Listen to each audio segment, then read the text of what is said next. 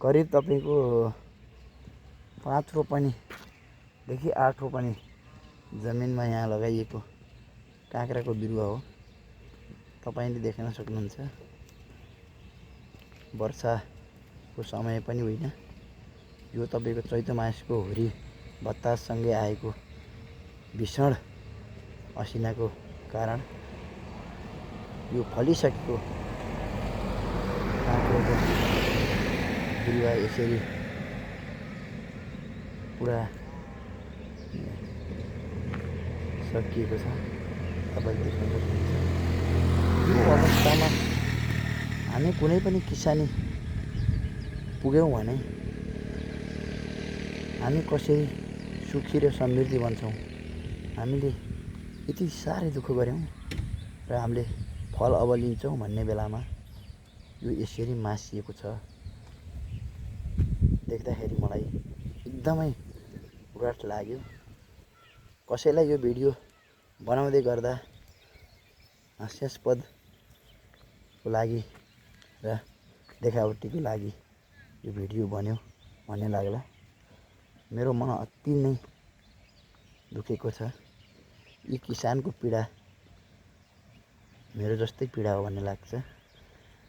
कसैले पनि अन्यथा नसोचिदिनु होला।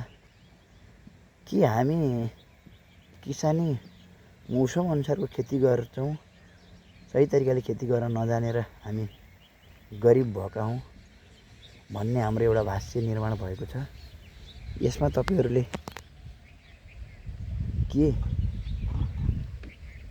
सोच्नुहुन्छ र के राय सल्लाह दिनुहुन्छ? कृपया म तपाईँको राय सल्लाहको अपेक्षा गर्न चाहन्छु। र देख्नुहोस्, यो 5 रोपनी जग्गामा लगाइएको काँक्रोको बिरुवा अहिले यसरी मासियो कि कसैको यो बाटोमा हिँड्नेको आँखा उभानो छैन। देख्न सक्नुहुन्छ। हामी कसैले दुःख गऱ्यो बल्ल खाइस् भन्ने भन्दा अरू केही गर्न नसक्ने नेपाली यो देख्दा तपाईहरूले के सल्लाह सुझाव दिनुहुन्छ? म त्यसको अति नै प्रतीक्षारत रहनेछु। देख्न सक्नुहुन्छ।